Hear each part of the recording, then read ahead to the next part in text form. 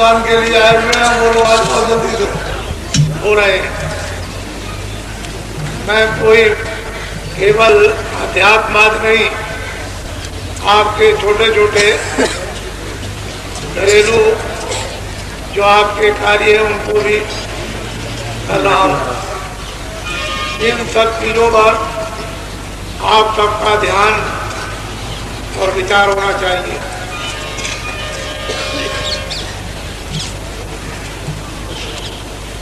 आप उसी भूमि पर रहते हो, उसी पर मुसलमान रहते हैं, उसी पर ईसाई रहते हैं और उसी पर सिख रहते हैं।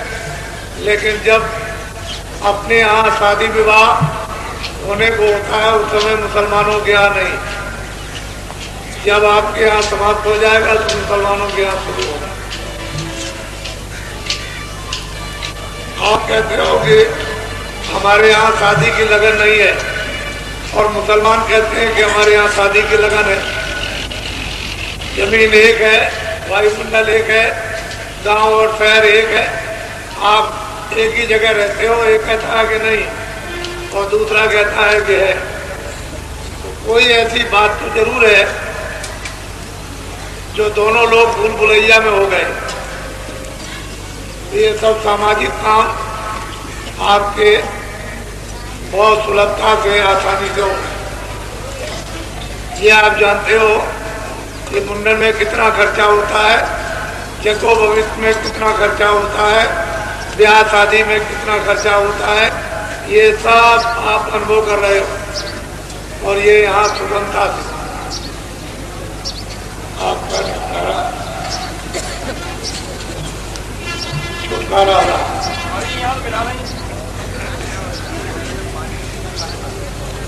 चलो चलो जल्दी से,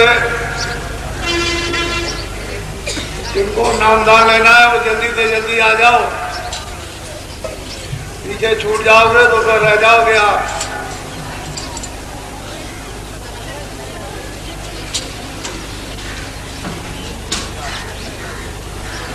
बात है कि वो चीज रात भर लगे, वो चीज आपकी आधे घंटे में हो जाए, लेकिन पद्धति के अनुसार सब कार्य।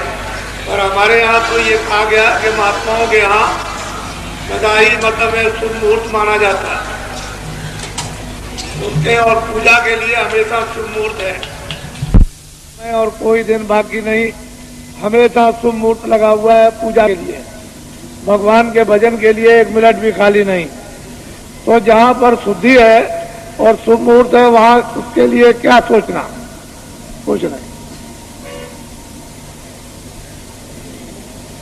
बखेड़े खड़े मत करो, अपने आप फंस गए हो, अपने आप उलझ जाओगे, सुलझ जाओगे। दोनों काम आप कर सकते हो, उलझ भी सकते हो, सुलझ भी सकते हो। चलो चलो जल्दी से बच्चों,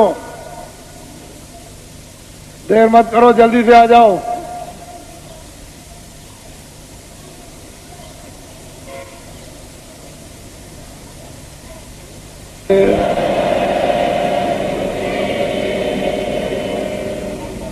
देखो विशेष करके इस बात का ध्यान रखो कि जो आप अपनी अपनी तकलीफें,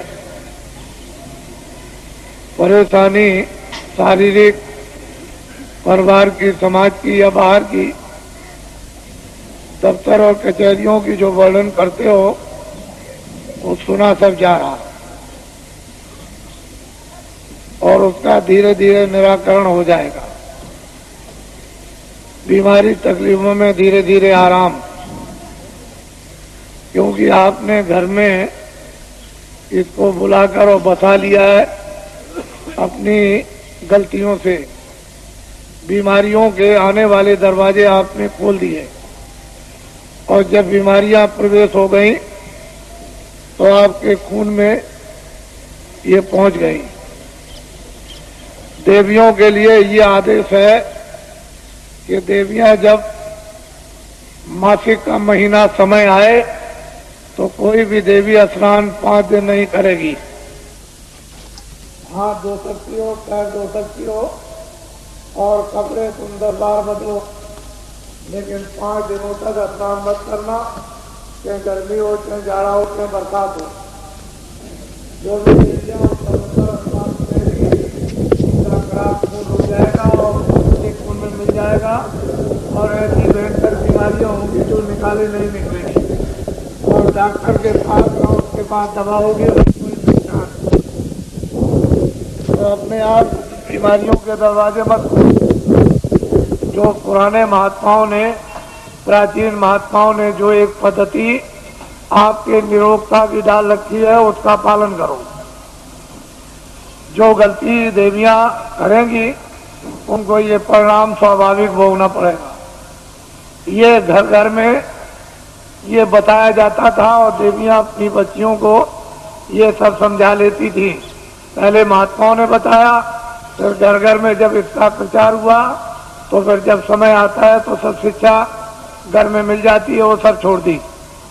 क्योंकि पढ़ाई लिखाई इतनी ज़्यादा उदंड हो गई कि वो किसी चीज़ पर ध्यान नहीं दिया जाता और सब के सब पढ़े लिखे अनपढ़ शिकार हो गए बीमारी के। हर पुरुष और स्त्री में बीमारी प्रवेश हो गई। अब ये समझ में नहीं किसी की आता है कि बीमारी आ कहाँ से गई। तो कुछ ऐसी आपने यानी बदपरहेजियां की हैं जिससे ये परिणाम आपको उठाना पड़ा। ये है छोटी चीजें समझाने के लिए, लेकिन बहुत बड़ी। ये जीवन का रोना है। महात्माओं की बात छोटी सी बड़ी होती है और जीवन का आपका साथी, लेकिन जब आप उसका उल्लंघन करोगे तो जीवन की घातक हो जाएगी। ये सोचने समझने की बात है।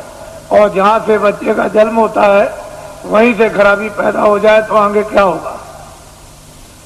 इसलिए अस्पताल, जब ये शिक्षाएं हम लोग अनुकूल पालन करते थे तो न इतने अस्पताल थे, न इतनी दवाएं थी, न इतने डॉक्टर थे। सब लोग स्वस्थ। और पुरुष के लिए कुछ परहेज बताए गए थे, लेकिन वो उन्होंने खत्म कर दिए। देवियों ने और पुरुषों ने अपने अपने जो परहेज है उनको खत्म कर दिया, बीमारियां आ गई।